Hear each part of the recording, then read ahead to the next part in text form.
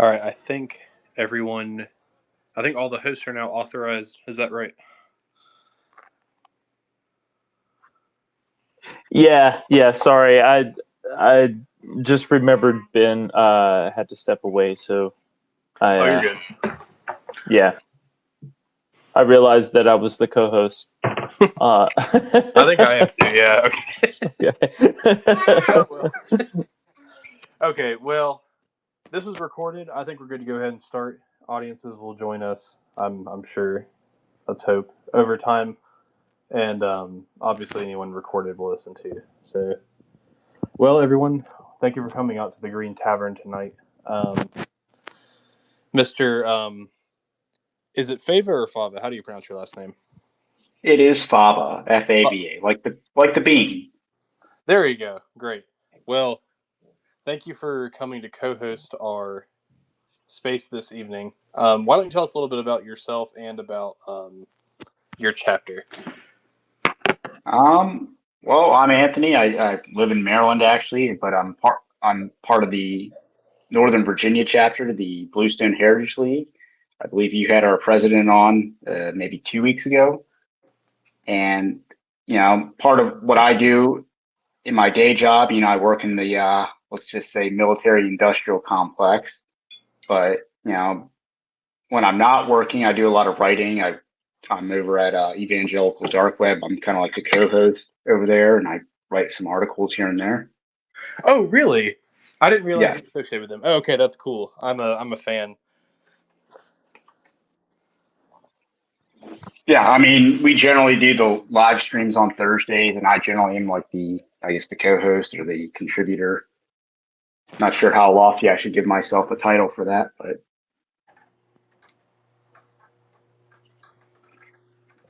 Yeah, that's cool. Okay, so you're pretty well involved in the scene, so to speak, when it comes to Christian nationalism, etc. yes. Maybe not the highest up in the space, but yeah, we've done a lot of coverage. Yeah. You've Evangelical Dark Web has done some good work. Always a reliable follow. Yeah, I don't do the Twitter. I don't do the Twitter account though. Okay, well that's still fine. You're still part of the group. That's still cool though.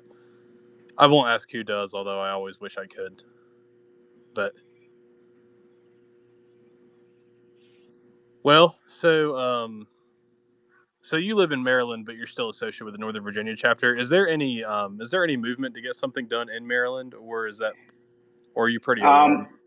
We are in the very early stages of just gathering the group together.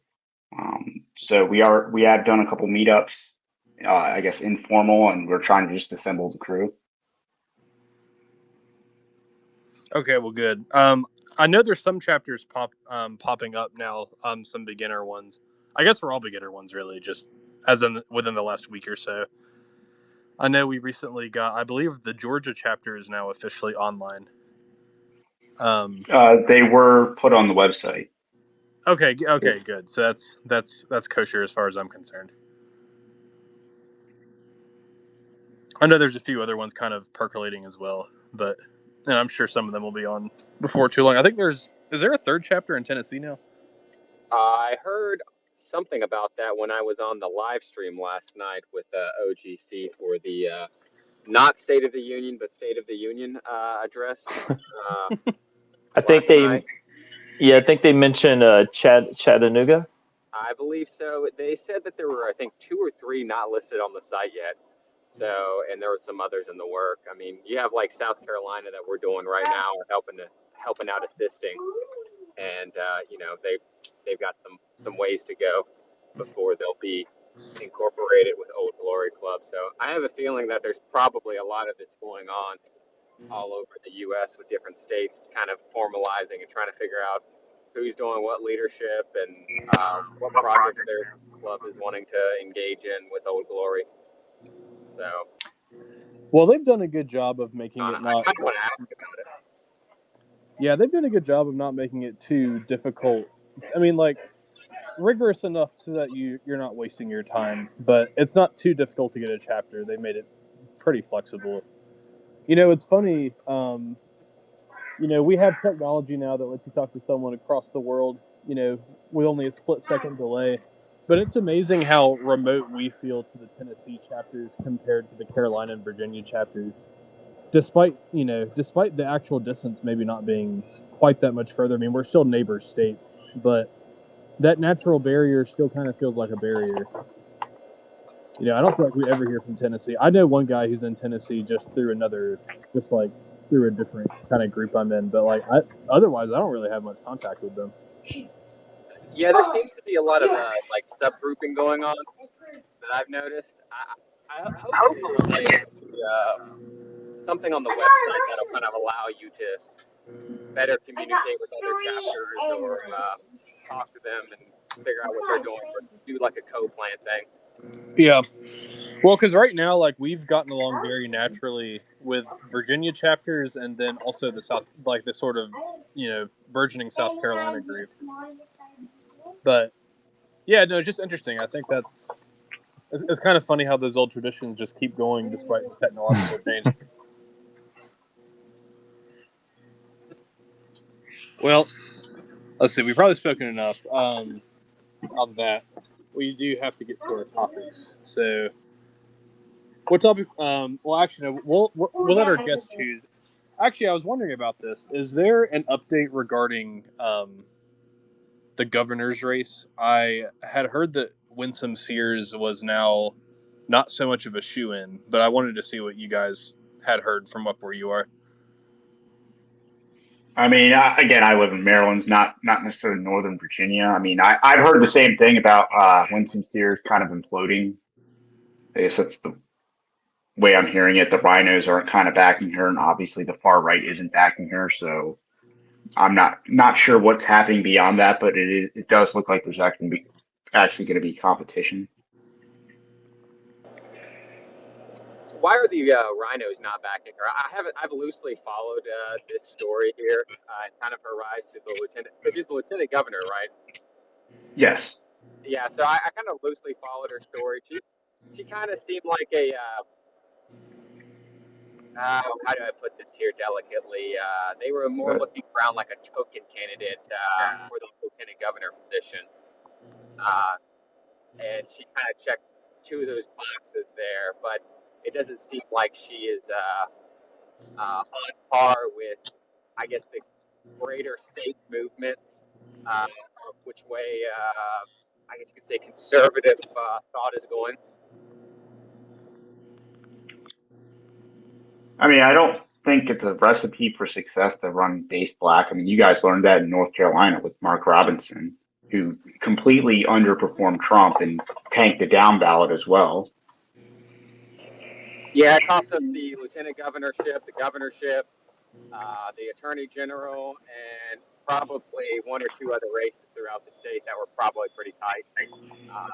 I know in my county, my local county, we won like every single Republican seat that we were running. It was a clean sweep. But I live in a pretty deep red county, or a very populated county as well. And even though we have some like immigration problems, there were still, enough voter turnout that the average line for early voting was about 2 hours. I mean, I waited in line for about an hour and 45 minutes to vote.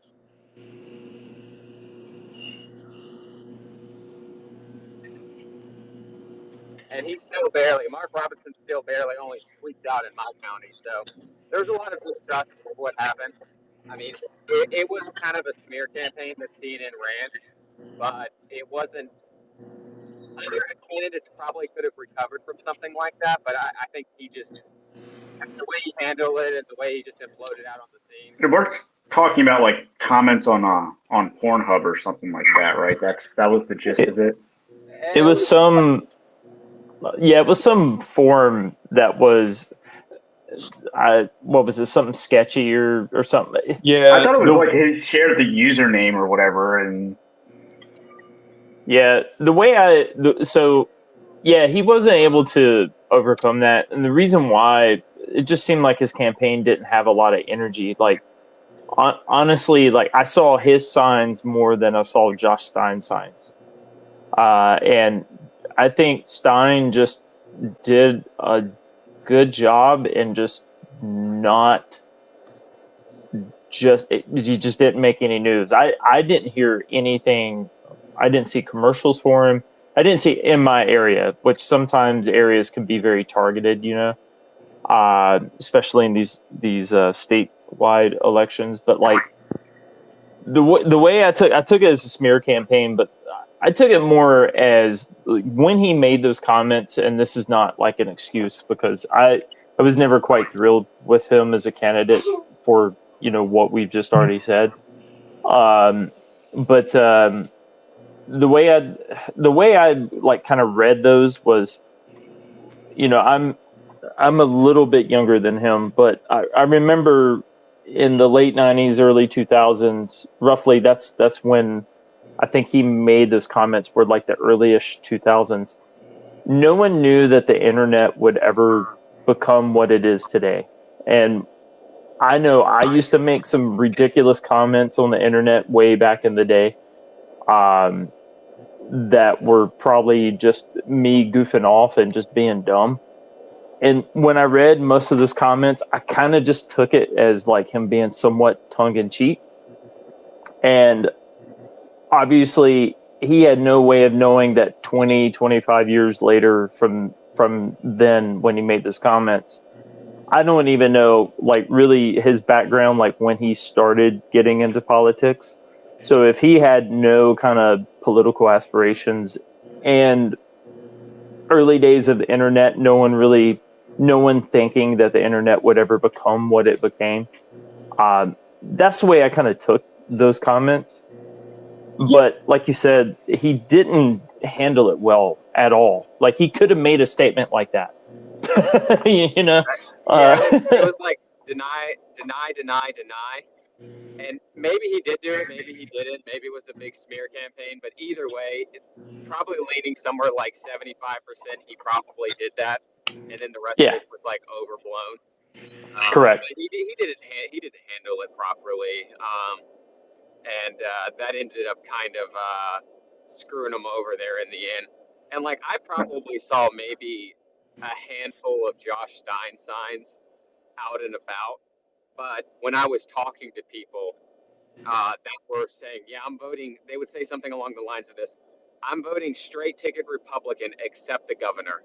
And that was a very, very common thing people would say. And I'd say, well, are you going to put for the governor? And they say, oh, I'm just going to write someone in, or I'm just going to leave it blank. So he didn't have voter confidence. And I know he probably wants to run again, but he's just not going to win the primary, the Republican primary in North Carolina to even be viable. He's tainted, and that's it. He's not going to recover from that politically. Well, it's not like he was winning. Going into that scandal, he was down like 5 points or something, like in the polls, and then that just tanked him another 5 to 10. Yeah, I mean, there was the comments before where the people some people got to die, and that got taken out of context. He just had a knack for like sticking his foot in his mouth when he would do these it's like the Carrie Lake effect, where you're being like way too overly what is it, like he was going so far out on a limb on saying just wild stuff. Because he should have known better that the media is going to you got to think like, is this going to be turned into like a 15-second soundbite and be spread around on like TikTok or something? And I don't think his campaign energy really came from that one spiel he did about 2 years ago, where he was saying something about like there ain't nothing but like two genders or something, and that was my first introduction to him. And it seemed like that was enough to boost him up for a little bit. And then just the rest was, like you said, like he was just trying to make sound bites. Yeah. So like the deal with Robinson is Robinson definitely never planned on going into this. Like, for one, he doesn't have any sort of background that would prepare you for this. Like, not only, like, for one, I'm not even sure if he went to college, but even beyond that, like, he had never done internships, and, like, he didn't even live in Raleigh. Like, he had never run for office before, but what happened was, it was actually another viral moment. I think it was 2018. He was at, like, a Greensboro, because I think that's where he's from. He was in, like, a Greensboro town hall, where they were discussing, like, gun rights or something, and he, like, gave this really passionate speech on gun rights, and that really got him, that kind of got him, made him sort of a conservative celebrity. And, you know, it was like 2018 and 2019 too. That was back when, like, people were really still, like, kind of really sensitive to kind of, like, being inclusive racially. And the reason he ended up, like, the reason people kind of got tricked into thinking he'd be viable is because he ended up running, you know, as lieutenant governor alongside, I forget his name now, Dan Forrest, was that his name? Yeah, so Dan Forrest loses, but Mark Robinson wins. And so it's like, oh wow, like, we should have run with, like, the energetic black guy the whole time, not realizing that the culture had really shifted going into 24. Honestly, like, he almost reminds me of, like, he's almost North Carolina's version of Ron DeSantis, maybe. Where, like, there was like a sort of minority of people who got really hyped about him, but, you know, but sort of like how DeSantis kind of fizzled out once he kind of faced the music, like this, you know, Robinson kind of did too. And then once, again, he was already losing. The scandal comes out. He lost by what, 10? You know, Yeah, like, he's done. So I mean, better candidates got to come up for governorship, and it's probably the same thing that you're looking up in the VA area there, where it's, you know, you had a token candidate, said some based things about guns, posts a picture with them with a gun, and then says two genders only exist, and maybe some stuff about, like, men not being in women's sports and stuff like that. And that kind of was the acceptable talking points that you could have that were far right but still acceptable.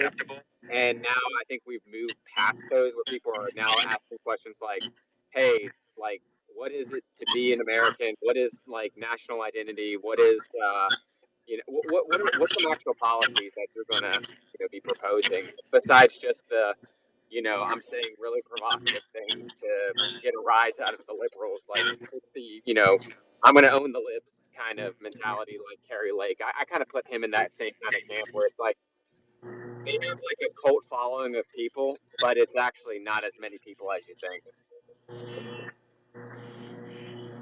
I mean, I do think it does. The Republicans do need to just run, let's just say, whiter and more male candidates in elections, and they would just be winning. Like, a boring white guy probably would have won in Arizona instead of Carrie Lake.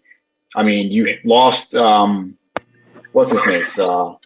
Herschel Walker in Georgia, Oh, I who forgot about Herschel Walker. funded an abortion, allegedly, but probably. Hey, so did Robinson, by the way. Yes. Anyway. But I mean, Walker at least denied it, but probably did it. And then he probably lied about his whole mental health condition, because I think he said he had dissociative identity disorder, which is probably not true. That's also probably not good to be a senator, you know. Yeah, with I mean, which I would assume is CTE, not, and also domestic violence accusations that, you know, were attributed to the mental disorder. So I mean, you just gotta. I mean, your party is mostly going to be white people.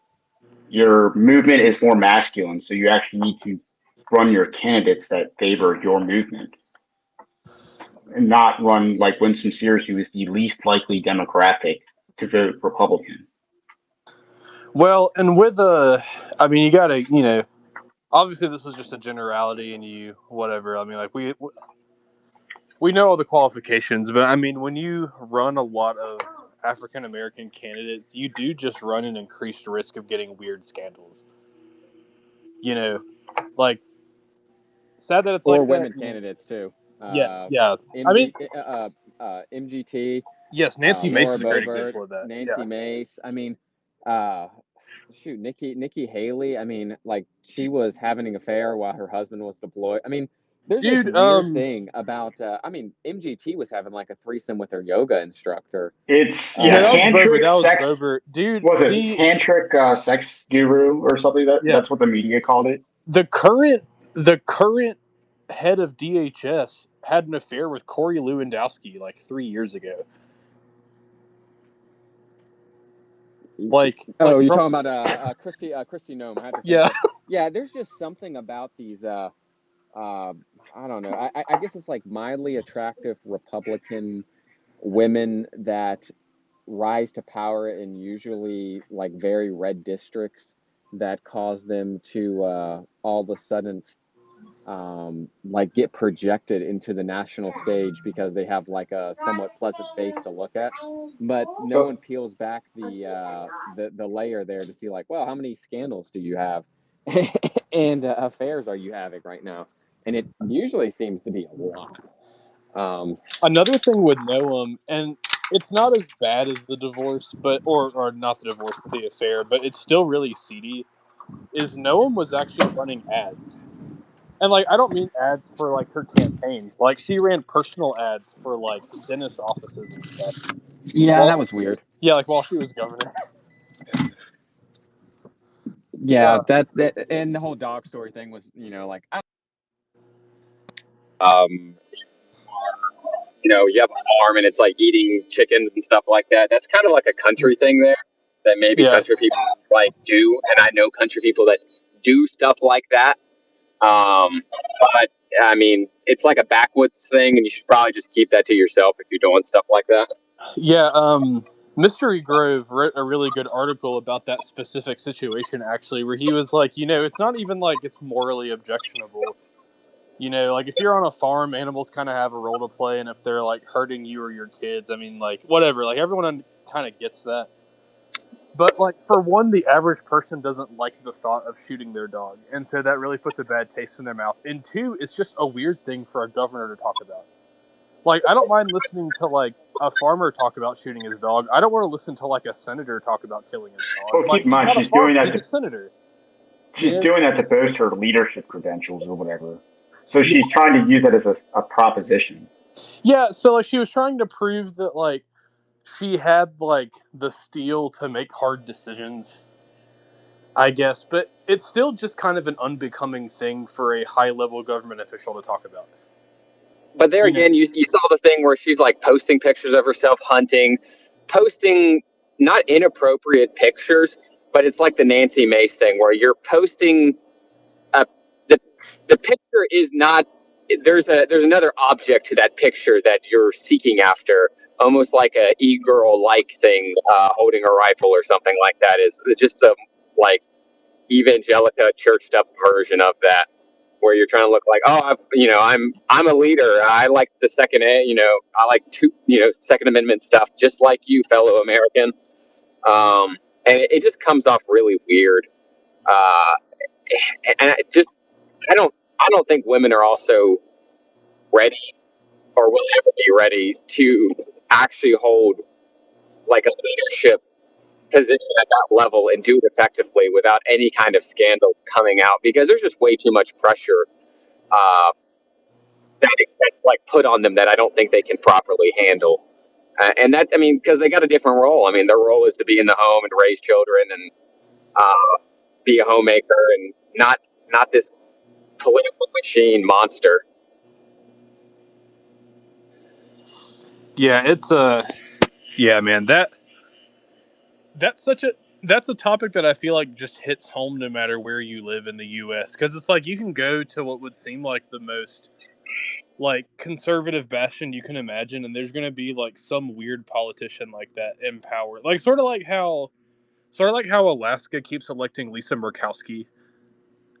Like you would think Alaska could pull someone a little bit, further right than that, but like they keep electing people like that. Or you go to the Dakotas. I mean, like Kristi Noem was from South Dakota, right? She's from one of the Dakotas. Like I think it's just the Fox News commentator look that attracts kind of low information, I guess you could say, boomer generation voters that cause them to think that, oh, she's super based, she's super conservative, that she's saying the right things, but they never look into the very deep, dark details of, their entire political career. And I noticed this, like, even within my county politics, like we have sometimes they'll do like they open up for prayer, but every once in a while there's like a female quote unquote pastor that does the opening for prayer, and it's just and people are just like, that was such a good prayer, and I'm like, no, it wasn't, but okay, whatever. Yeah, and then, like, I don't know, to me it's almost that same phenomenon of, like, how there's a certain generation of men, like, probably just baby boomers and maybe older Gen Xers, who are, like, really into this idea of, like, the attractive female IDF soldier. Like, same sort of phenomenon, though. It's like, wow, look at this, like, attractive woman who's also part of the Israeli military. Like, that's based. And, like, it doesn't really make a lot of sense, but, like, it's just an archetype that exists in that kind of just exists in their consciousness. And, yeah. G.I. Jane and, like, that kind of propagandized of, like, strong female action role, like, action lead role kind of characters in movies and TV shows. Yeah. Which is doubly funny when you realize that, like, those women are actually, like, Eastern European models that just get hired by the Israeli military for photo shoots. They're not even, like, Jews. Yeah, it's the same thing that happened in Ukraine, too, there for a little while. Yeah, it's just, I don't know, man. It's very weird.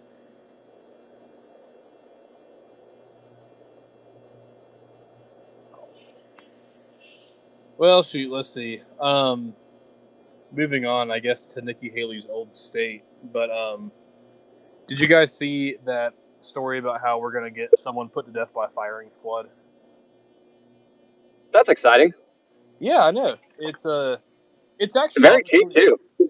I mean, it is, like, I know, like, to us it seems more based, I guess, and it is, but it's also probably more humane. I've never really seen the appeal of lethal injection.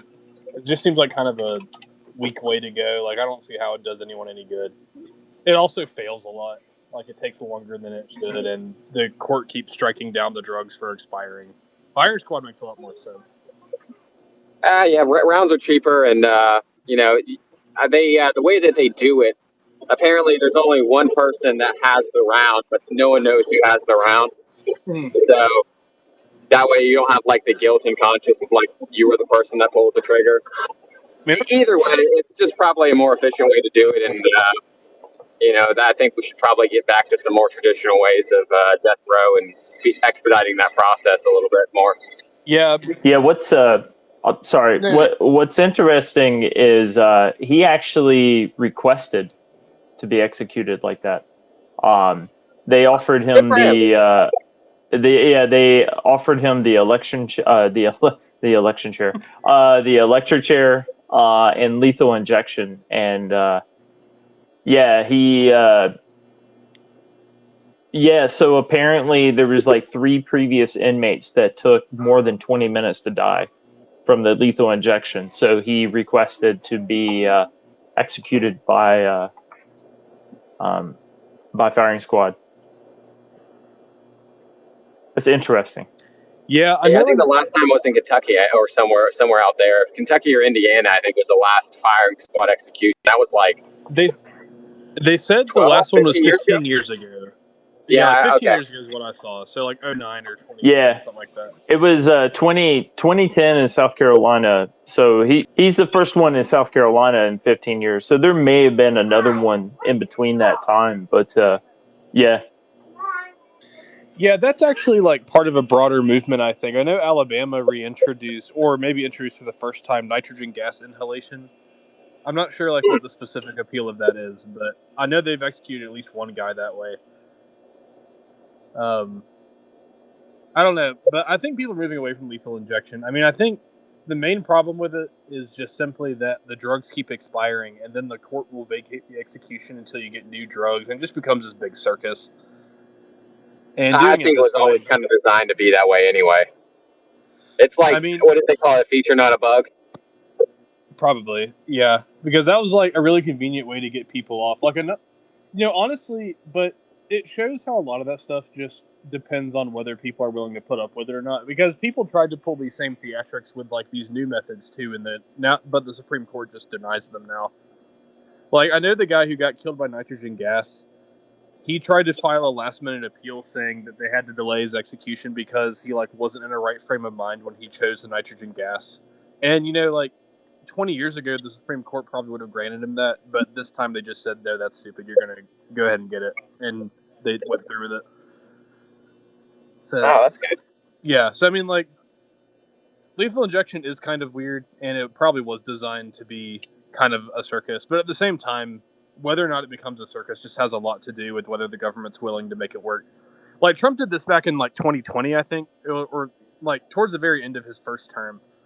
There was a bunch of guys on death row, and their drug was about to expire. They were about to get their whole delay again, and Trump said, no, like, we're just going to kill them all right now. And they ended up killing, like, 8 people. They killed, like, 8 of them in a week. Because he's like, I'm sorry, like, I'm not going to tolerate that. And I think we have too many people just sitting on the system anyway. And, he shouldn't be on death row for 20 years or 15 years or 10 years. Honestly, after 2 to 3 years, you've done your appeal. That's it. So,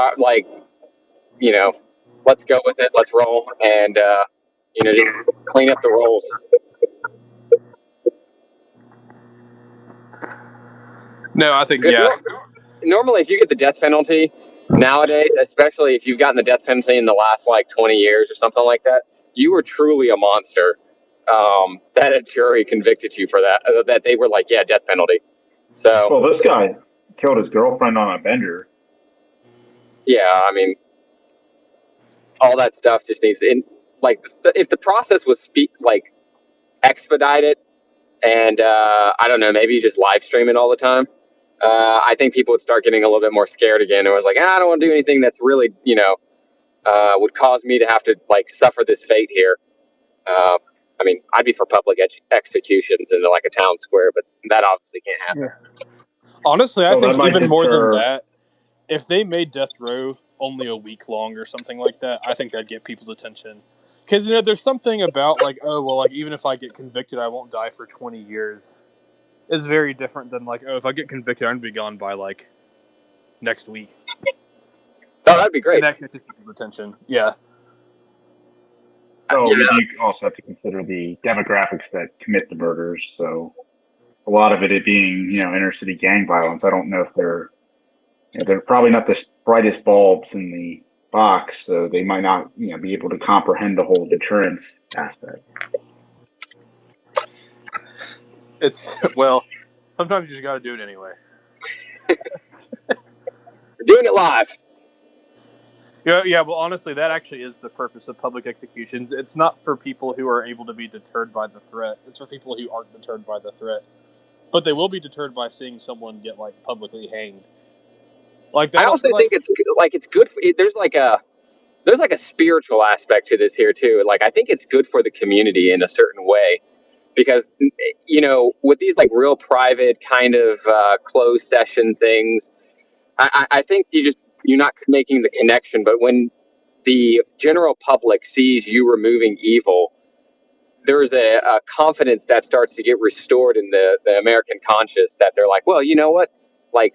This is happening. We are taking the trash out of our society. And I think that would build confidence in people again with, are we living in a safe society or not? And the more you see, or hear about people, expiring quickly, I think people would start saying, well, you know what? I think, we're doing something and we're taking care of our problems in our backyard. And, we're all part of this here. And it gives people peace that that monster is gone and that person's dead and that's it. And, we don't have to worry about him. On to the next.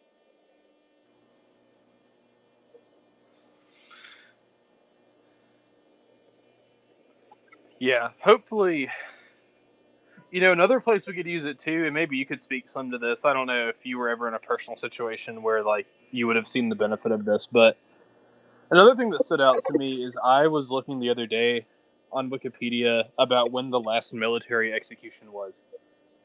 And I think it's been 50 years. Yeah, it's been 50 years, and I it might have been those Russian commie spies or something like that. That might have been the last one.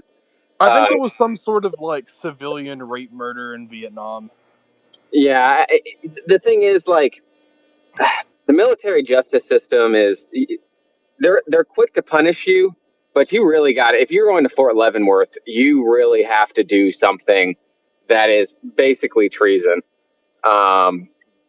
Before you can, and even then, I guess not, because like you can apparently just walk off your fob and cause like people to look for you, and people die on that mission and everything else like that, and then you get basically pardoned by the president. So that could happen too. Well, do you remember Bo Bergdahl? This was a That's story. that's what I'm talking about. Yeah. Okay. Yeah, because I Yeah, remember when that happened, my dad was like, "Oh, they're gonna kill that guy." I was like, "Oh, really?" And then, of course, they didn't. yeah, no, yeah, I remember that. When did that? I might have been in, and Like 2011 or no, we're like 2013. Kind yeah. of sounds right. I feel like I was in, because I feel like a lot of us. I was talking to a lot of guys about, we were just off the cuff talking over a game of cards or something like that, and I want to say that we were talking about, like, yeah, he's a total goner, and turns out apparently not. And did he also like change his gender, quote unquote, too? I mean, might as well. I don't know, but like That was Bradley Manning. But yes, that's right. Yeah. They're all running in together with it. Like he was also part of That's right. He was selling secrets and stuff like that, and that's treason too. Yeah, Manning was a WikiLeaks guy. Yeah, because he became Chelsea Manning. That's right. Yeah. And then he got commuted like the last week of Obama's term or something. Yeah. Either way, these people they get off real easy. There's real no, like, the military justice system is also broken just as much as the if not more than the civilian side of things.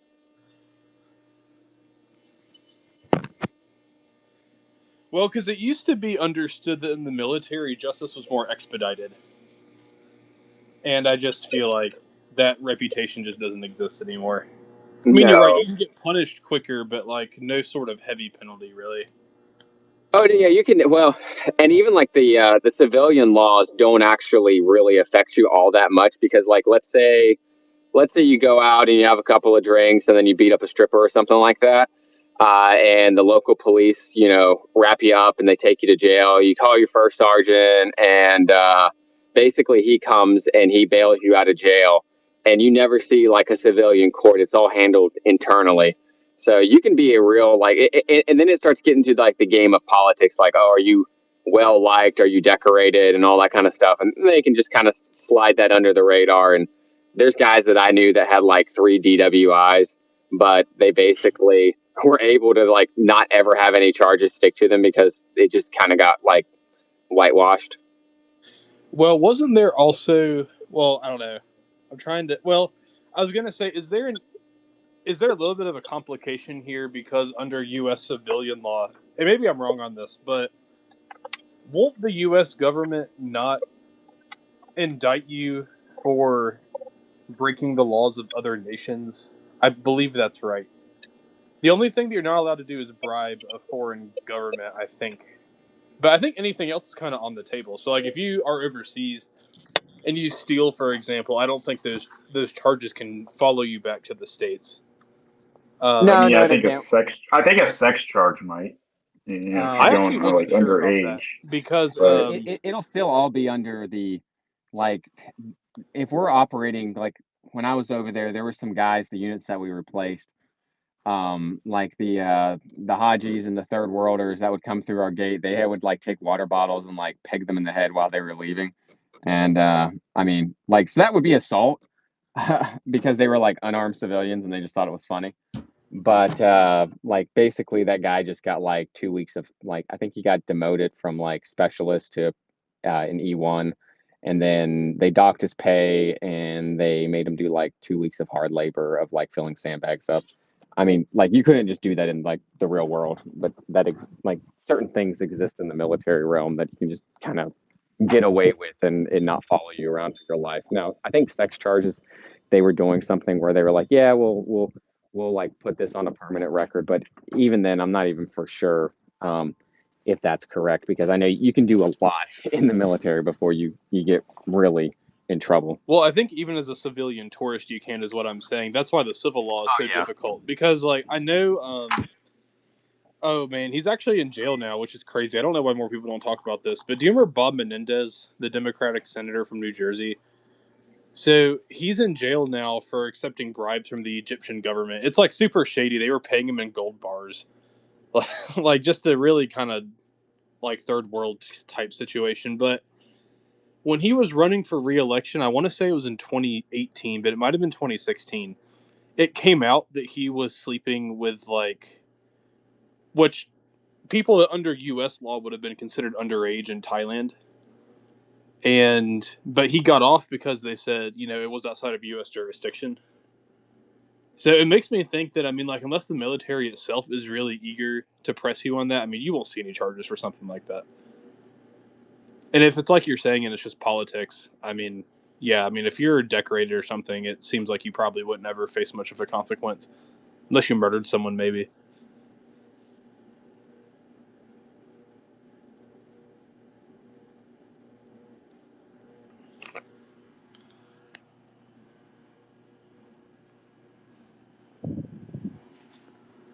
Let's see. Speaking of the military, actually, so what's the update on the situation with Trump and Ukraine? I believe we've shut off aid for the time being. Have we done anything besides that?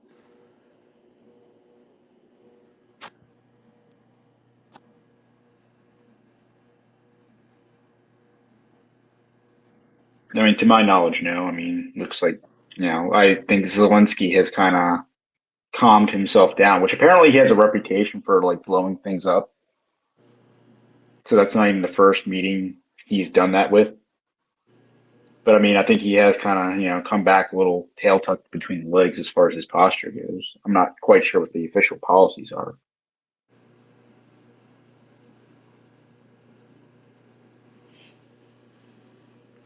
Yeah, I was already suspicious because I had heard rumors that Zelensky had already. So if I remember correctly, Rubio had reached a minerals deal with Zelensky. I don't know, like 4 weeks ago, maybe. And then it seemed like that had fallen through. Like, Rubio was super pissed about it. And then, Trump brings it to the White House to sign it again, and then it falls apart again. I'd even heard something like recently, maybe, that he had even that they had reached a deal again, but then I heard another update saying there hadn't been any progress. So I don't know what's going on. But I don't trust Zelensky. Zelensky's also personally been involved in a lot of Trump's like legal issues over the past few years, and so I mean, I don't know. It could work out because there's a lot of money. The perfect phone call. What? The perfect phone call. Oh, yeah. I mean, that was with Zelensky. And, like, even Vindman, I mean, Vindman, who was the key witness against Trump, I mean, he's a Ukrainian military official. And then, of course, like, there's the actual corruption with, Burisma. Like, that kind of got brushed under the rug after a while. But, that was a legitimate scandal in its own right that also never got addressed. So, I mean, yeah. I can really understand why Trump really wouldn't want to deal with him. He's probably doing it just out of altruism. And also for the money. I mean, there's like $500 billion in that mineral deal. But, yeah, I don't know. I kind of wouldn't be surprised no matter what happens right now.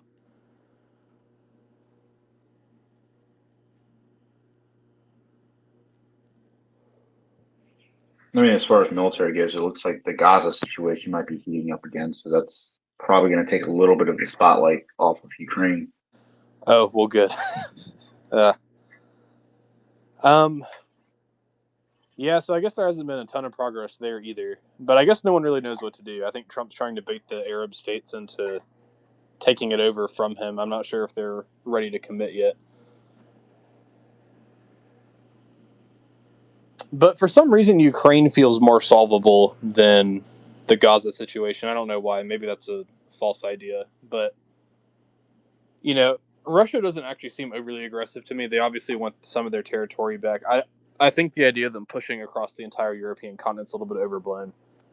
Well, I mean, keep in mind, they've lost hundreds of thousands of soldiers, yet at the same time, they're going to sweep across Europe, which, that's kind of the dual narrative that the media is running with. Well, what no one's been able to explain is that, like, how on earth is anybody going to wage, like, a mass catastrophe war like that when no one has a TFR above 2? I don't know. They played Call of Duty or something. And Yeah. Yeah, I mean, like... They're killing Russian soldiers in whatever version it was, or they're in Germany or whatever, Hamburg. Mm-hmm. And they think, real life's a video game like that. Yeah, or, like, they just don't recognize that, like, the reason that these countries were able to rebound after these huge losses in the 20th century was because they still had high birth rates. And when you have high birth rates, it doesn't get rid of the tragedy, but it allows you to replenish what you lost just demographically. I mean, like, we're going to see this with Ukraine. I mean, Ukraine has lost the war, even if Russia retreated today. Like, let's say that Ukraine even gained territory somehow. Like, they would still be the losers. Have you seen their demographic chart for this war? I mean, they're, like, between 40...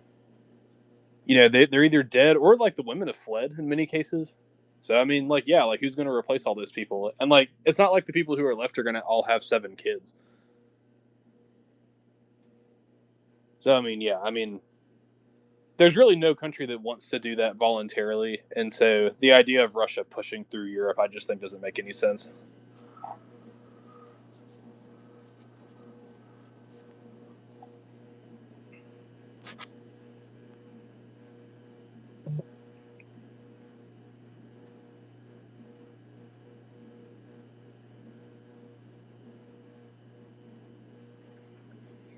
Yeah, I mean, again, Putin's also old, so I mean, the clock's running out for him, so to speak. So I mean, he's going to get this war. I mean, again, I think even the low ball estimates for his casualties are probably around 80-ish. So I mean, that's like a Vietnam, maybe a little bit more than a Vietnam for Russia. So why would you want to do another like 10 years or whatever of war over what they presumably would say is Poland or one of the other neighboring states? So there's no benefit for him on that. No, there's not. I mean, the older country that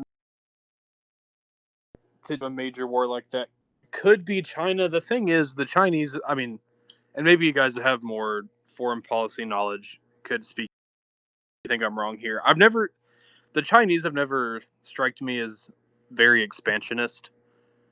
To me, it seems unlikely that they would engage in a huge a kind of expansionist campaign. Yeah. So on that, I know just a smidgen. So I'm not claiming to be an expert, but so I'm going to preface it with that. But I know that China does have the what do they call it? The 1,000-year plan.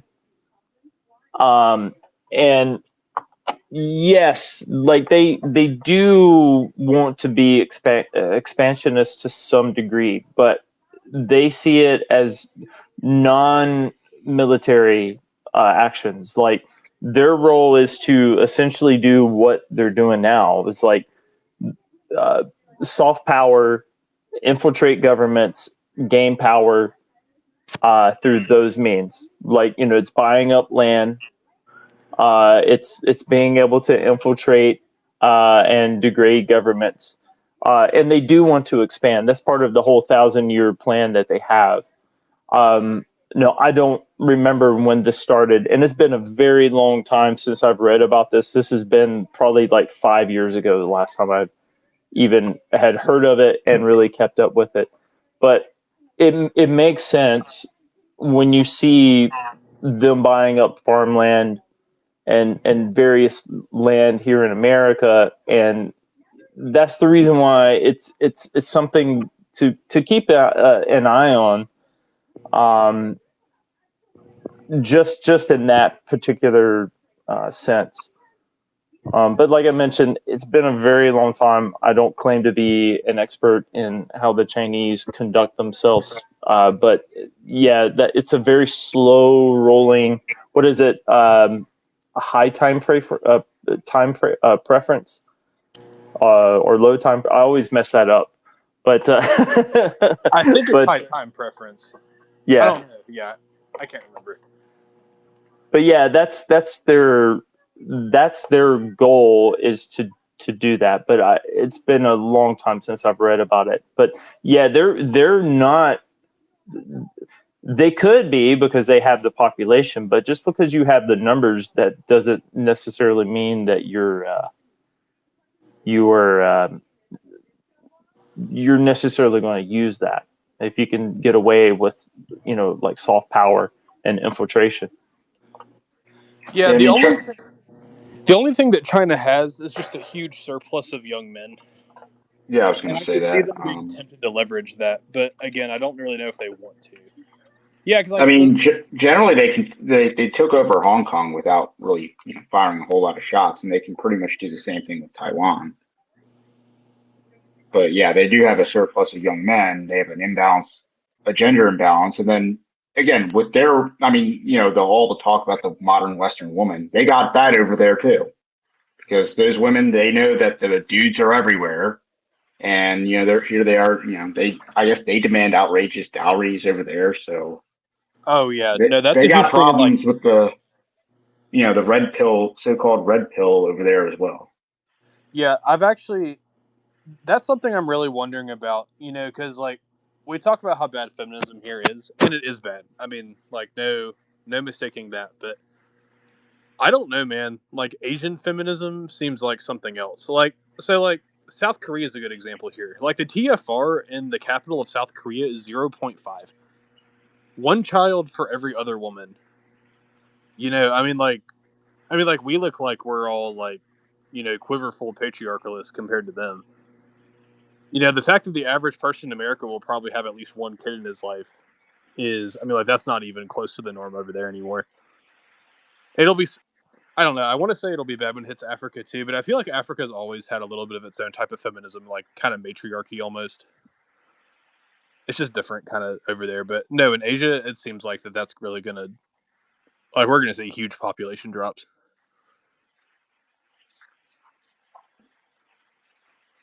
So yeah, I mean, China has that problem. I don't quite know what they've done to really address it, but at the end of the day, you got to be willing to, I guess, punish women that don't participate in societies, essentially. But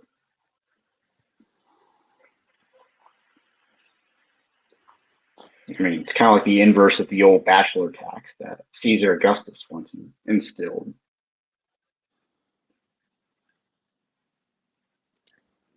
Yeah, back to what Kev was saying. I remember reading an article about that, and it was talking about that there was they don't think we're like election cycle to election cycle, and they're thinking like 20 generations down the road. How much of that is like fluff, and how much of it's actually reality? I don't know. It could be a little bit of both. But I mean, if they really want to take Taiwan, they could take it. The only thing that really stops them is that U.S. has a vested interest with the chip manufacturing there. But if we started to shore up some of our chips here in the United States, I think you could really see China wanting to make some moves with taking Taiwan. But I mean, then again, it's like they have a large military, but almost every conflict that they've ever been engaged in, it's like the Russian style of military, but worse, where they're just like, oh, we'll just throw as many bodies at this problem as possible because it doesn't really matter. We don't like the troops are expendable, and we don't really look at for like at least modern combat operations. We don't look at like high casualties as being a good it matters to us, especially like over the last 20 years where you have your like we called it COIN, which is just your counterinsurgency operations, which is just like global police force kind of actions. But I mean, like China's still fighting like an not asymmetrical. That would be like a COIN, but they're still like training for linear warfare, which is like whenever you engage in that, you basically get the whole Ukraine Russia showdown where you just have slugging artillery shells at one another for months and years on end until one side finally capitulates because they've lost too many.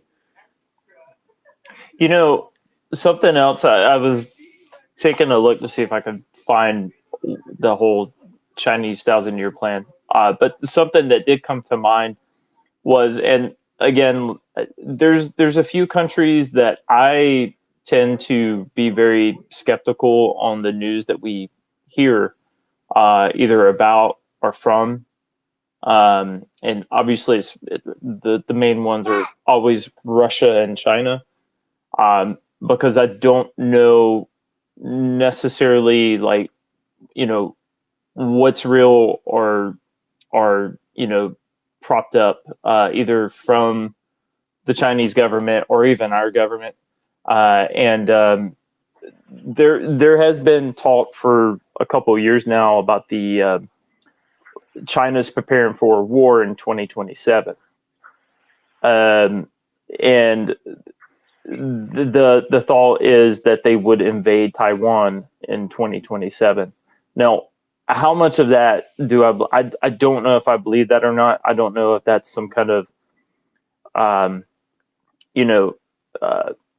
U.S. talk to just try to convince us or stoke fear into China, because I do know that a lot of financial forecasting is planning for 2026, 2027 to be very down years financially. We could be looking at a potential housing market crash and stock market and stuff like that because of just the financial predictions and different financial cycles that go on.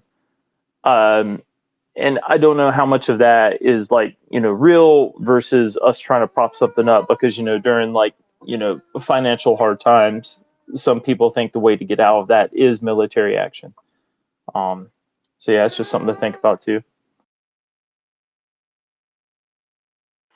I mean, with China, I'm most skeptical of the whole, social credit score stuff, and whether that's actually true or if that's just a talking point that certain Chinese dissidents want us to hear. So, I mean, if you look at the Falun Gong, the Epoch Times, and a lot of those Chinese dissidents, they're the ones oftentimes pushing the whole China social credit score, technocratic police state kind of narratives. I've noticed on YouTube, just if you log on to YouTube recently, there's a lot of influencers that are doing videos in China. And I think that they're trying to combat their brand or whatever, or what's being portrayed as their brand. So I think a lot of these influencers are brought on to basically put some makeup on this. And it's probably not as bad as, I mean, it still sucks however they treat their people, but I think that there's a vested interest for the dissident, folks that hate their government to want the United States to, pull some sort of color revolution in China, which is practically impossible. I mean, because they're pulling they've been with their Confucius institutions all over the United States. They've been already doing that to us, and it's been pretty effective. But they're in no way would they allow us to set up these institutions for democracy or freedom or whatever gay buzzword. Yeah, what is that? The talent program or whatever? Something like that. Yeah. We're not doing that to them. So I mean, and they're not going to let us do that either. Because I mean, they know the game. They're doing the game.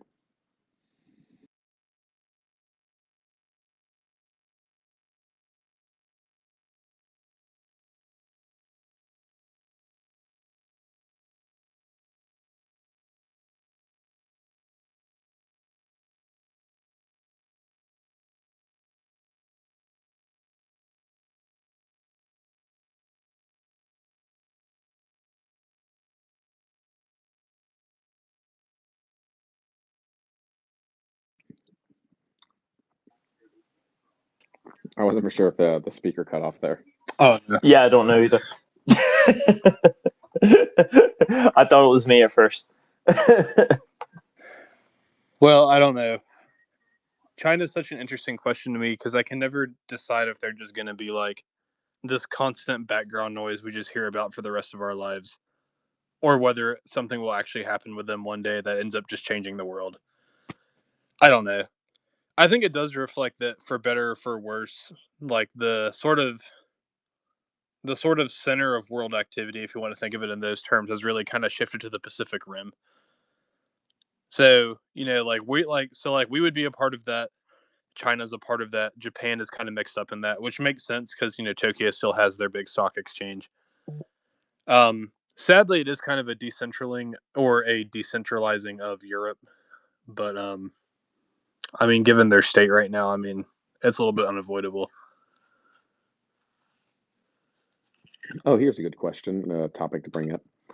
I noticed a lot of big evangelical leaders over the last probably 2 weeks, since Trump kind of started getting really tough on Ukraine, where they're like basically promoting a war. Ukraine flags back in the bio, basically using Bible verses out of context.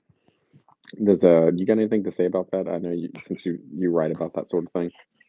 Obviously Christianity Today is kind of like one of the big players. I know Mike Cosper, who's like one of their editors, has kind of been going off on that. And I guess it's a lot of the usual suspects as far as I'm concerned. You have Christian Post, a lot of their people, because, they're pretty much Zionists.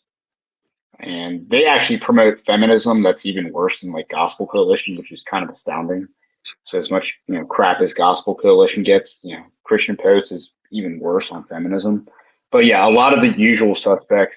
Christianity Today, I think it was last month, we were literally talking about them being bought and paid for by the government because they were kind of brought up on the whole federal grant stuff with Data Republican.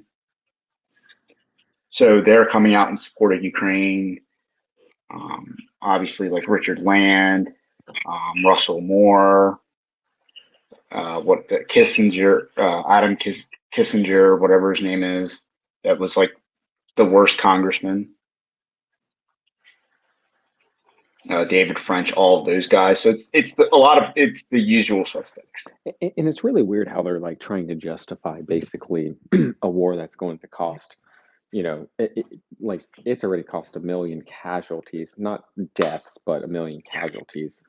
But we're looking at 300,000 deaths here, and they seem pretty okay with it. They're like, "Yep, let's put the pedal down, let's keep going," and somehow they're rationalizing scriptures with this. Which when you really look at it, it was like was it Russell Moore that posted that picture, or one of them, where they had like Jesus on the cross, and he was like, this third wayism, or you can call it third gayism, or whatever way you want to call it, but they were basically like, oh, the gospel isn't neither left or right, it's right in the middle, that kind of thing.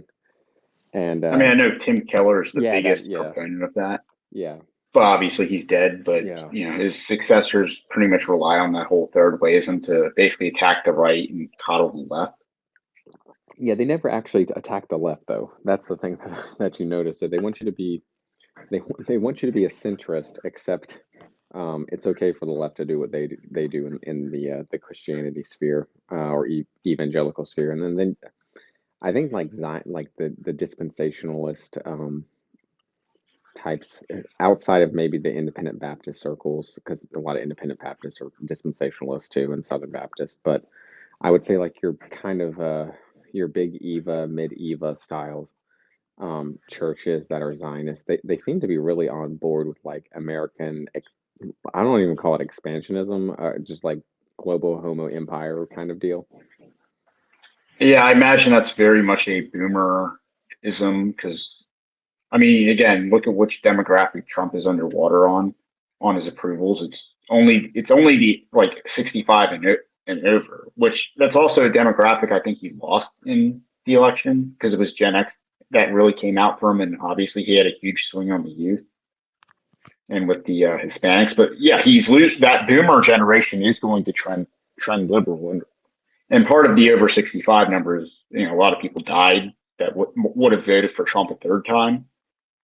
So you're seeing some of the effects of like the super elderly dying, and then you get the boomers that are taking up that 65 and older that are trending liberal. So, and again, a lot of those people, they grew up on the whole Cold War, Russia's the bad guy, Rocky IV was a good movie when it's not, and they still think it's the Cold War. But there's just this overtone of it's like this overtone of Zionism, even if they don't claim Zion. They'll like, oh, we need basically like some kind of apartheid state or dual state or whatever in Israel.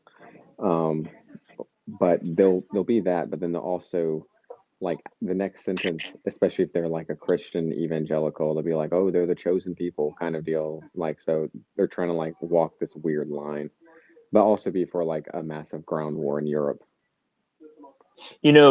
On that, it's just interesting that they are also the group that consumes most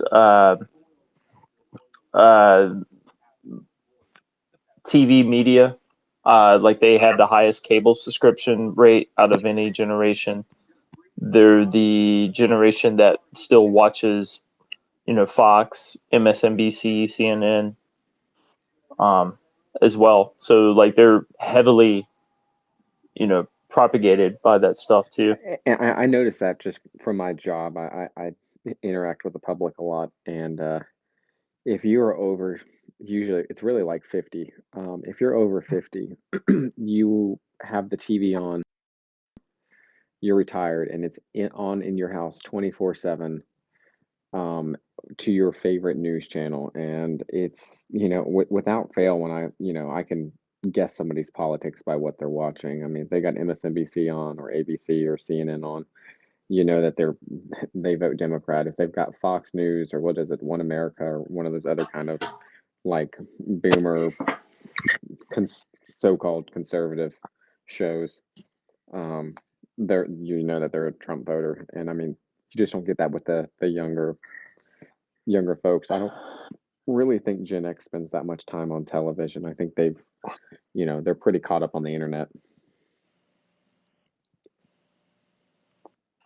I mean, Gen X might be all over the place just because the older Gen X, obviously those people would still be born in the 60s. Yeah, as your residential Gen Xer here, we're all over the place. Yeah, the older Gen Xers, I always mention that they're more boomer adjacent.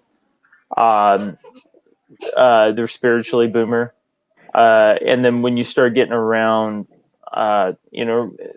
50 to about my age, like I'm a younger Gen Xer, but right around the 50 and under is like where it starts becoming kind of all over. Internet. They don't have cable subscriptions, but they will get on stuff like they'll get the YouTube premium subscription, like the TV subscription, and some of those, a la carte type of subscription deals. But yeah, the younger Gen Xers tend to align a little bit more with the older millennials.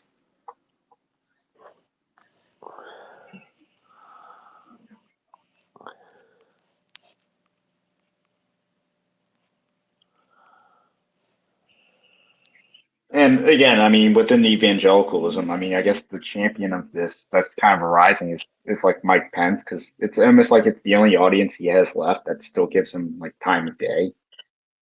And he's essentially using his entire political capital to signal pro-Ukraine. He's attacking RFK for the HHS secretary, and it's just like he's just spending his time and his capital attacking Trump on, even though he's like a sour grape. But again, those evangelicals are the only audience he has left. Do you see that kind of style of these big Eva churches just kind of fading out? Or do you think that there's just like a heresy that exists in America that they're just gonna just stick around like a tick? Because like I see young people and they're kind of like split on this issue, where they're looking for either a super traditional church, or they are looking for, or they're just like, I just want to worship God, and they'll go to some sort of like church that has like a co-pastor with it, like a woman co-pastor of her husband, and they have like a staff of like 20 something pastors, and there's like 2,000 people at that church. So I do actually see it's going to go in multiple directions, but I do think certain like mainline camps are going to get squeezed out altogether. But yeah, I mean, obviously you're going to have people that are going to trend towards higher or more traditional church structures. So this could be either the Ortho Bros, this could be the Catholics, and this will also be your Reformed Protestants, i.e., your Calvinists. So that might be like Presbyterians, more Reformed Baptists, something like that. So that's going to be one direction, and the other will be the megachurch model, which is basically what you just described. They might have a husband-wife combo. They'll be very like modern in terms of their music, their light show.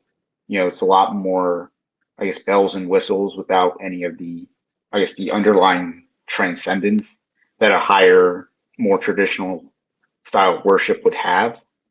But I do think it's going to go like in those two directions. And then a lot of the other from like a theological areas, I do think like dispensationalism is on its way out. I can attest to that, like in my own church, where a lot of the young guys are not dispensational, and the church I currently go to is. Yeah. So that's are you a huge Baptist? thing. Yes. Yeah. So I am I exploring recognize. Presbyterianism, but yes. I reckon because I was like mine is a little bit like that too, where the young guys are like, yeah, I don't really care about Israel, but the old boomers, they'll have like a little if you know how you have like a little lapel pin on a suit, they'll have like a little It'll be American a flag Israeli and an flag. Israeli flag like crossed over, and I'm just like, oh, that's so bad. Um, and it's just like, I mean, great people. I mean, like they give you the clothes off their back kind of people, and they've got like you know they're good people, but just very very misinformed about that topic. Um, and I have looked into the Presbyterian thing, and I read a lot of Presbyterian guys, from Stephen So Wolf, and basically, any dead theologian. yeah, I read a lot of Presbyterians and Old Reformed Baptist or Dutch Calvinist or all that kind of stuff, and I've got different opinions about some of the more minutia stuff, but I have noticed, there's some Baptist churches now finally, um, just rejecting the whole Dispy thing altogether. So, I'm hoping that trend will actually continue. I know you have guys like Joel Webben out there. He's a Reformed Baptist guy out there in Texas. And I'm hoping we'll see like more of kind of like his model of what he's doing down there, start taking hold. There's a guy in Illinois, and he goes hard against, like, he's a independent Baptist church, but he goes hard against dispensationalism. So you're starting to see some of that happen, especially amongst the younger preachers and pastors. But it's still like if the pastor's over 45 to 55, somewhere like that range, they're going to be like 100% dispy. I mean, and it's not like they preach at every message like some dispensational thing. But every No, once just in a while, after October 7th. yeah, it got really bad after October 7th. I was like, seriously, was like, I got to do something here. Because I can't stand another like 70 weeks of Daniel or Mog and Gog and all that stuff sermon coming here. I mean, again, and going back to other trends that I see, I do think a lot of the hyper Pentecostal stuff will actually mellow out towards like more of a Baptist, where it's like charismatic Baptist, but they kind of separate themselves from a lot of the crazy stuff. Yeah, Because yeah. a lot of that's a generational thing, and It's cringy. It's like, I mean, yes, it's unbiblical, because they are still going on about tongues, and it's like, yeah, that's not what you think it is, and that was like a certain time and a certain place for a certain reason. And then just the helicoptering around and wailing around on the floor and stuff like that. Um, every once in a while, growing up, you'd wander into they'd wander into like a Baptist church camp or something like that, and there'd be just a normal kind of sermon going on, and they'd jump up and run the aisle, and they'd have to get like talked to and like walked out and explain that they can't do that here. Um, but I think that you're probably right on that one, where I don't think young people are going to be wanting to just I don't know, do the worm on the floor or something like that, or spin around and do weird stuff like the older boomer hippie kind of converts did. So yeah, I mean, but that does leave. You're going to see a lot of like mega churches. I mean, Texas, North Carolina, like even Tennessee to some extent. A lot of those states are just filled with that kind of stuff.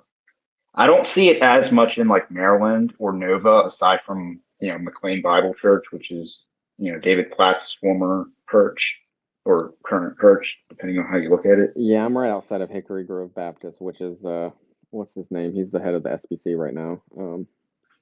Clint Presley. Yeah, Clint Presley, right down the street from me.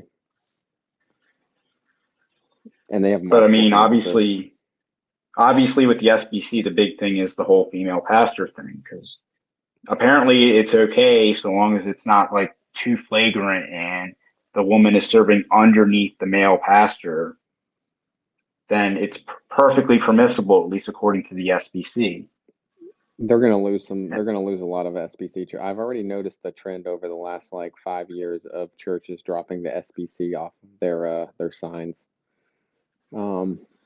So I think that you could actually have a massive falling away of the SBC, which would be great to a certain extent. I mean, they're a power block, but if they're not doing, if they're brainwashing people, then I don't really care. Then it's let's be done with this whole kind of convention thing and go. I mean, it is very bloated. Like it's almost so bloated, it's not very effective. I do think they have a lot of financial strain, at least underneath the surface, and they have actually admitted to needing money, like to having to borrow money from the cooperative program to fund their sex abuse lawsuits, which basically they should have never amounts to it amounts to they slandered someone by calling them a sex abuser, and then they're being sued for that, and now those legal bills are racking up. Yeah, and that's just going to continue as long as they keep that policy there. I know they were talking about passing some kind of amendment. It's generally called the Mike Law Amendment, but that would basically say that female pastors are not in friendly cooperation with the SBC. Which again, theoretically,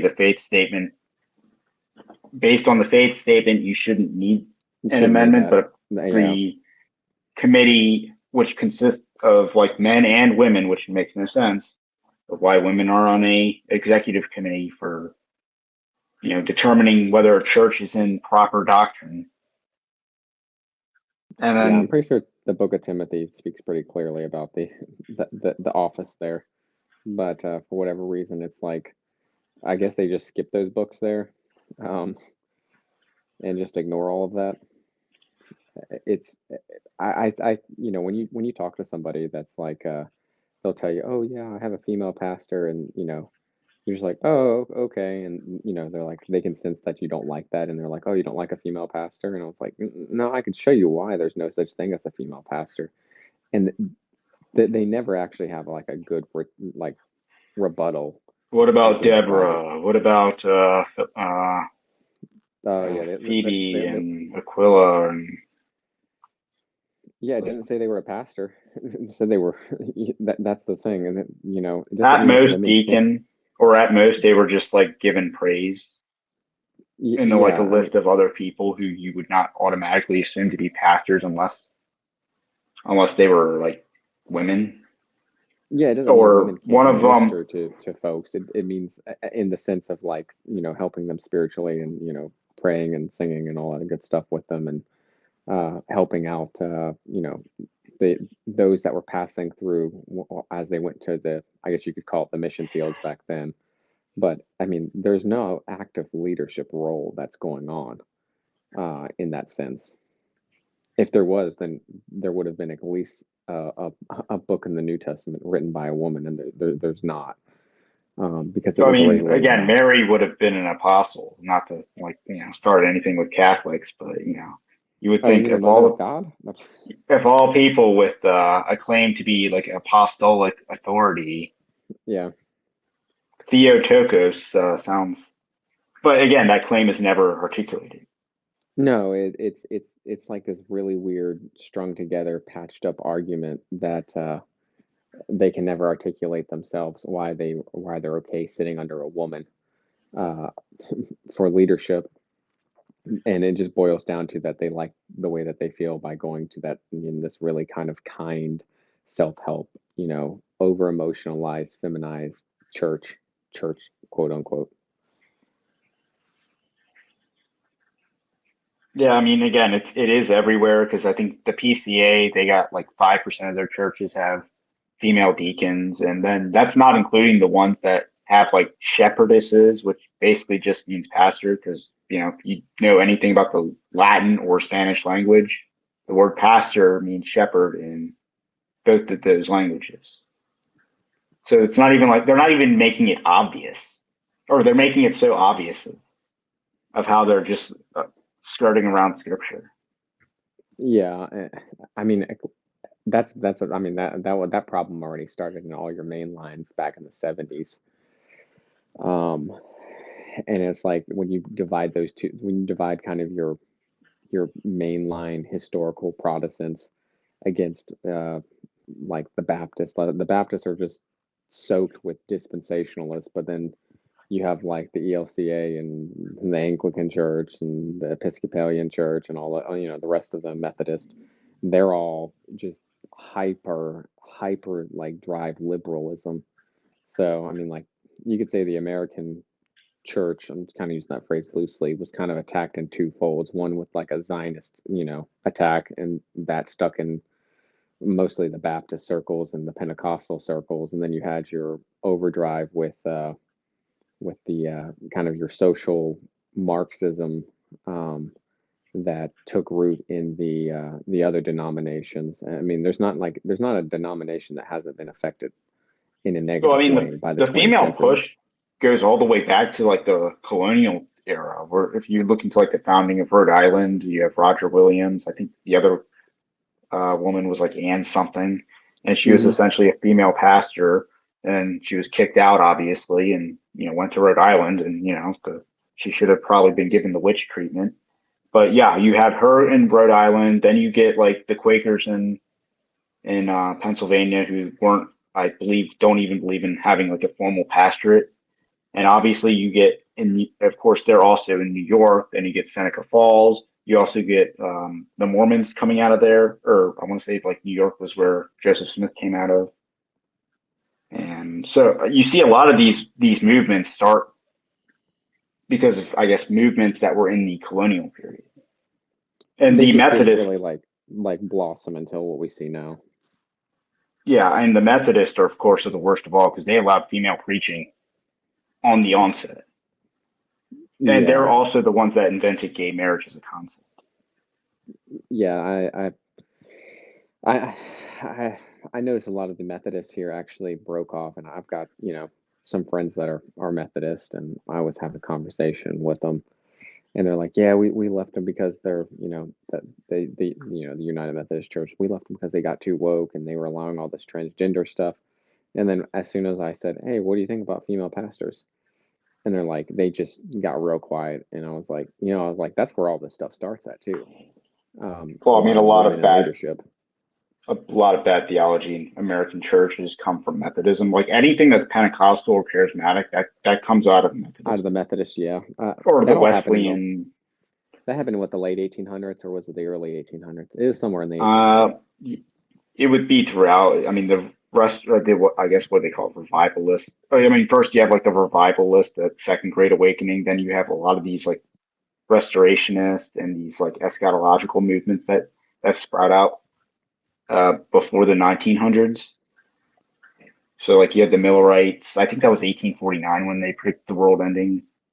Yeah, I mean they're I don't know any Methodists that claim like a Darby or Schofield or what is it, Clarence Larkin kind of style of dispensationalism, but they seem to be pretty in line with a lot of Israeli Zionist stuff.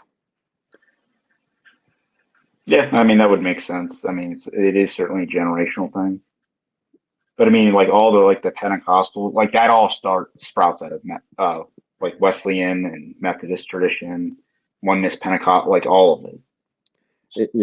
That's that's been a big problem in the South. The revivalist movement and revivalist camp style preaching. It usually lacks doctrine and substance, and I really think that also kind of is a cultural thing from the Scots-Irish a little bit with their style of preaching. That kind of came out of that fire and brimstone style is what I'm kind of getting at there. I mean, it would work if it was Calvinist and Jonathan Edwards, Yeah. sinners in the hands of an angry Angry God. yeah.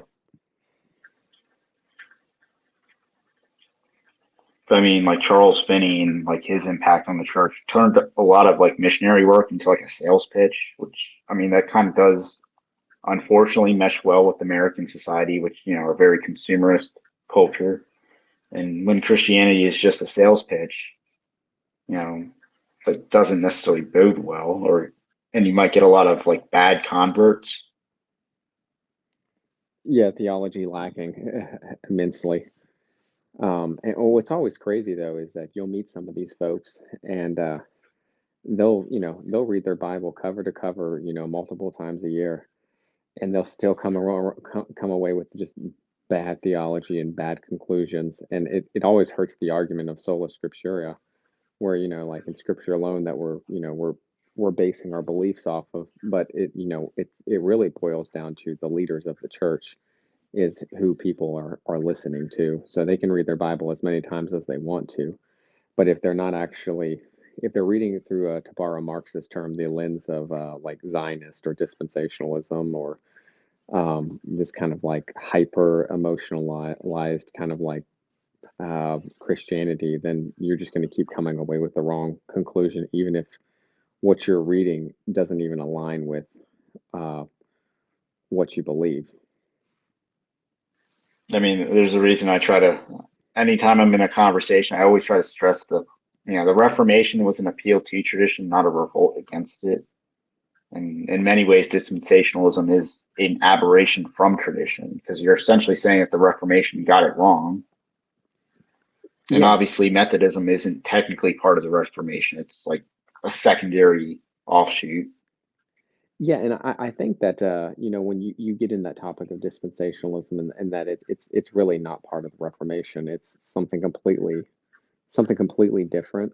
A lot of millennials, Gen Xers, grew up with boomer parents that were evangelicals that got sucked into this dispensationalist thing and date setting and date predicting of like Jesus is coming back right now, the rapture is going to happen because there's these red heifers in Israel, or the planets are aligned this way, or Russia moved troops to this John region. Hagee with the blood moon. Yeah, all that stuff is like, so if you hear that your entire life, from like cradle to young adult, and you hear all the stuff about like the world's going to end here anytime. It's we're all going to get raptured. Like there's no vision for planning, and when you end up that way, your children don't care because you're telling them at a very confusing age that the world's going to end. You're telling your 8-year-old that the world's going to end in probably like 2 or 3 years because Jesus is coming back like right now. And so like they're not planning marriage, they're not planning like important life events that like setting themselves up a certain way.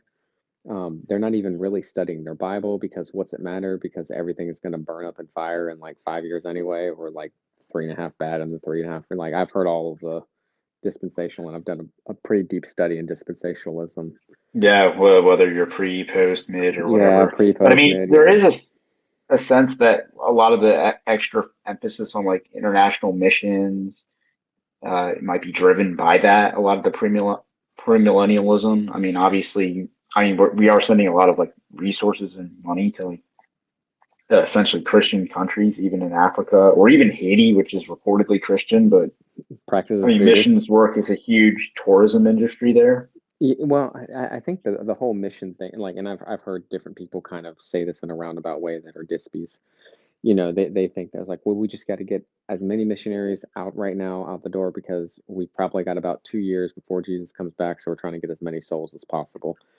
Meanwhile, they've like let their whole country go to hell in a handbasket because they're not doing anything here. Like they're not nationalist. They only care about, it's like putting another notch in the belt. Like we had 100 souls saved here at this small church in the middle of nowhere.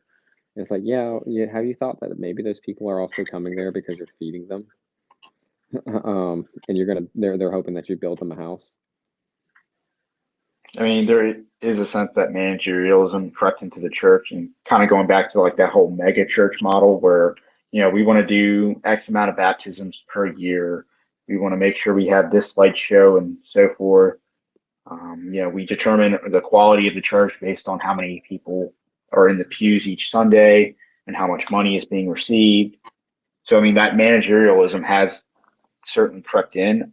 Now with the boomers, it is weird because, on one hand, obviously they're like, they don't exactly have all the right ideas in the head, but at the same time, they are like more or less the most reliable voters.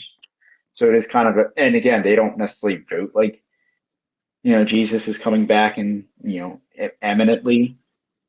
So it's almost like a paradox. They're on one hand, they're not very great with theology. On the other hand, they're actually at least showing up to the polls. Yeah, that's true. And they're also not the post-mill types or like the purity spiraling abolitionists that will lose an election to, out of pride to say, I'm more pure and I'm better than you. I mean, they're not the ones that are doing that. No, they're not. A lot of the abolitionist types, I've noticed that they're Zoomers, or maybe like kind of like a lot of the leaders in that are probably millennials. Millennials, yeah, like early millennials, maybe mid millennials, but yeah, the abolitionist type, I've noticed those. They're all young people, and it's just bad. It's more bad theology. They'd rather lose and let the whole system burn and have more babies murdered or whatever than actually try to like figure out a solution. It's like, yes, I understand abortion's wrong, but also like the previous culture completely failed at instilling values and passing those values down. So it's like we got to start somewhere, and it's like we might as well start chipping away at some of the easy things that we can win right now, because you're not gonna convince like young women right now that they should have zero abortion in this country. You'll never win on abortion so long as you basically treat women as victims. I mean, you basically have to make abortion so low status that it's something trashy women do, and you might even put a different adjective in front of that word, that it's only associated with certain types of women, and you're not one of those women. So why are you doing that thing? So I mean, you do have to stigmatize it, because now it is kind of, even if it's not like glamorized, it is still kind of like we need it just in case. It's, the weapon of last resort. You don't want to do it, but you feel you have no choice. So it's kind of like an option on the table that, you're not willing to get rid of. So that's certainly one thing. But I mean, with the boomers, I mean, I'll sympathize with them in a sense, is they're kind of like, the Cleveland Browns in a sense. They're so used to losing, they don't actually know what it's like to win. But at the same time, they kind of lost on a lot of easy issues. So in that, they're without excuse, and they're not even necessarily the most, I guess, militant to even fight on the easier issues, which is where you see a lot of like the Christian nationalism stuff, where, the boomers are more opposed to it, and it just doesn't maybe it's because they've been losing their entire lives, and here it is, someone's coming along and actually doing something, and it almost makes them, it almost is an indictment against them. It's like, why weren't you doing all this the entire time? I think there could be like a element or an underlying element of why they hate the Christian nationalists too. I think it could also go back to like a little dispensationalism, because I mean, I don't know any Christian nationalists that are just like, you're our greatest ally. None of them have that rhetoric. So I think a lot of them, there's this like weird fear. I was talking to somebody and they're like, you can't talk about Israel that way. And I was like, why? I just did. They're like, well, you're a Christian. You're not supposed to talk about them that way. And it's like, well, I did. So, I mean, what's the problem here? And they're like, well, God's going to smite you. And I was like, probably not. But there's actually a real underlying fear that that if you say negative things about the chosen ones, that you're going to like bring wrath and judgment upon the church. And it's just that I know people that don't even go to church they'll claim Christianity, but they will not speak anything negative about Israel because they've been conditioned to think that oh, they're God's people, and they're like the apple of his eye. So I can't say anything bad about them. It is like it's a real taboo. I mean, again, the more you study the issue, and obviously the more you read the reformers and the church history, it's like the argument for dispensationalism has no ground within, certainly no ground within history from a historical sense. It is very novel, and I think it was a merging of political Zionism with Christianity, not necessarily Christianity birthed Zionism, because that's not true on the timeline. No, I mean, I forgot what that guy Samuel it's like UTYAMI something another. He was part of the Order of the Dragon or something like that, and he was a Jewish Zionist, and he bankrolled. So he was part of the occult, and he bankrolled the Schofield Study Bible. Yeah, and most people don't know that. And when you tell them that stuff, they're like, "Oh, that's a lie. That's a myth." And you go like, "No, here it is. Like this is what happened here." They're like, well, God can use Schofield was like a drunk or something. Like if you look at his personal life, you'd never realize you'd never think he could have actually afforded to do the publishing of that. No, I don't think he could. And then Darby was like a schismatic. Yeah, they only probably like Larkin, Clarence Larkin. He's the one where you see if you've been in any Baptist church and you've gone to a Bible study or something like that, they'll have these like hand-drawn charts that are like really detailed, different timelines. Like that all comes from Clarence Larkin. He's probably the most scholarly person. He's the chart guy. Yeah, he's the chart guy. He's the most scholarly. I actually have his book from 1920 on my bookshelf here, like a 1920 copy of it. But he's the chart guy. And I was like reading through it the other day because I was looking for something again. And he predicted the end of the Gentiles in 1877. And I just kind of chuckled because it's, this is one of these things where it's like dispensationalists have been like date setting for like the last 150 years, basically. I mean, there is a lot of history with like premillennialism doing that. I think even if you go back to, I guess, the Munster Rebellion, where like these Anabaptists took over a city in Germany, or what would be Germany. And yeah, there were some eschatological implications there. Obviously, again, the 1800s with the Millerites and all these like weird offshoots that come out of it, like Seventh-day Adventists would be one of them. So you have that's based on eschatology. The Mormons even have date setting, and they predicted, that there would be a temple in Independence, Missouri, I think, and that still hasn't happened. Yeah, that's so. I mean, it's always very convenient that the people doing the writing of these commentary, that they just happen to be the generation that's going to see the kingdom come, basically. But they're the ones that are going to see it, and I think that's where you have a lot of these boomers. I mean, I still talk to boomers all the time that are Christians, and you get them talking a little bit, and they're like, "Yeah, Jesus is probably going to come back after Trump's presidency, because this is all America's got left." And it's like, oh, okay, all right, gotcha.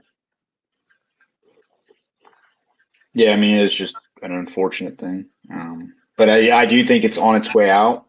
So that's, I guess, the positive aspect of it.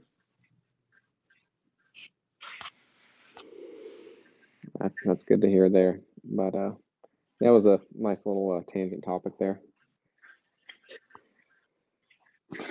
Well, it's always a fertile topic, and I'm sure it will be probably for, honestly, as long as we still have baby boomers, I expect. Probably another 25 years of that topic left. No, and SBC season is heating up as far as a lot of the stories going on there. SBC season, yeah, you're right. That's definitely what it's become. Man, the month of June, honestly, I guess we need to, replace Pride Month with something. It's become like church convention month now. Well, it's always been that way because of the planting season. So the pastors would get together after, I guess, the early planting season. Yeah. Yeah, so. Yes, we have that to look forward to in a few months. But it is about 9:45. I figure it's probably good if we go ahead and wind down. Are there any final thoughts anyone wants to express before we kind of log off?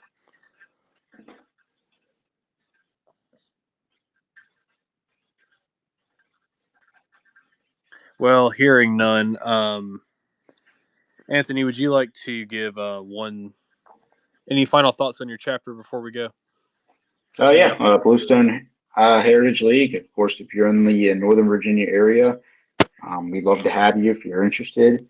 And obviously, if you're in the Maryland area, and obviously Northern Virginia might be a little too far and too much of a hassle, we are certainly looking for guys in the Maryland area to get that chapter up and going. So just, you can reach out to me on that. All right, well, good. And of course, if you're in North Carolina, please reach out to the Nathanael Green Society.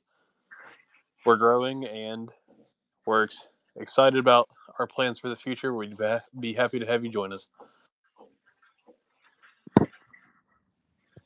Well, all right. If there's nothing else to say, I think we're good to go.